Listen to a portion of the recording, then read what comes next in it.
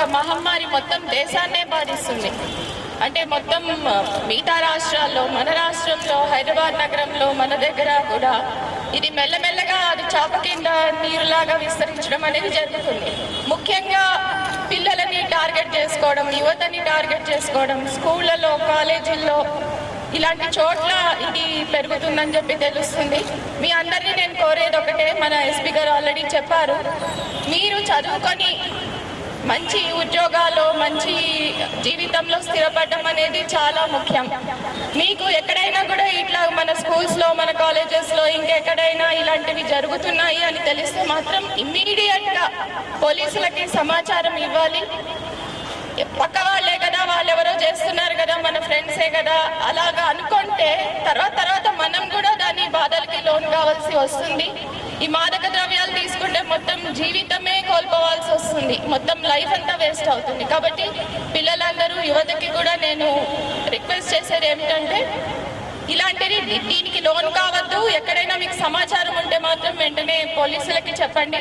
అదేవిధంగా నేను మన జిల్లా విద్యాశాఖని, ముఖ్యంగా మన డిఓ గారిని, తర్వాత ఇంటర్మీడియట్ ఆఫీసర్స్, వీళ్ళందరినీ, తర్వాత అక్కడ పనిచేస్తున్న టీచర్లు, లెక్చరర్లు, మీ దగ్గర ఎక్కడైనా ఇలాంటి సమాచారం ఉంటే దాన్ని అస్సలు ఉపేక్షించద్దు. తర్వాత పిల్లలు ఎక్కడైనా ఇవి తీసుకుంటున్నారు అంటే వాళ్ళ లక్షణాల ప్రకారం మనకి తెలిసిపోతూ ఉంటుంది, ఏదో సంథింగ్ రాంగ్, ఏదో ఉంది అనేది తెలుస్తూ ఉంటుంది. అలాంటప్పుడు ఇమ్మీడియట్ యాక్షన్ అనేది తీసుకోవాలి.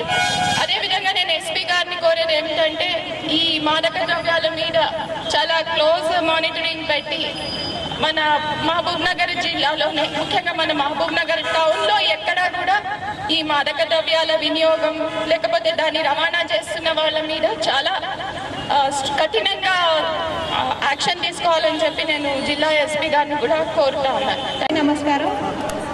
మరి నేటి యువతనే మనకు భవిష్యత్తు.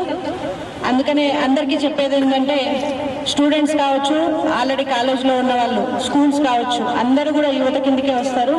మీరందరూ కూడా మీ భవిష్యత్తు చక్కగా ఉండాలంటే ఈ మాదక ద్రవ్యాల బారిన పడకుండా చక్కగా చదువుకొని, ఎంతో కష్టపడి మిమ్మల్ని చదివిస్తున్న మీ పేరెంట్స్ యొక్క ఆశలు, ఆశయాలకి అనుగుణంగా జీవితంలో ముందుకెళ్ళాలి. ఇందులో ఒక్కసారి ఈ మాయలో పడితే, ఒక్కసారి టేస్ట్ చూద్దాము అని అనుకుంటే జీవితం మొత్తం పోయినట్టే. ఆ ఒక్కసారితో ఆగిపోదు, అది అనేక సార్లు అవుతుంది. దాంతోపాటు మీ మీద కేసులు కూడా అవుతాయి. ఆ కేసుల్లో కూడా శిక్ష ఏదో 10 రూపాయలు 20 రూపాయలు ఫైన్ కాదు, 10 సంవత్సరాలు లైఫ్, అంటే జీవితం మొత్తం జైల్లో ఉండే శిక్ష అనుభవించాల్సి వస్తుంది.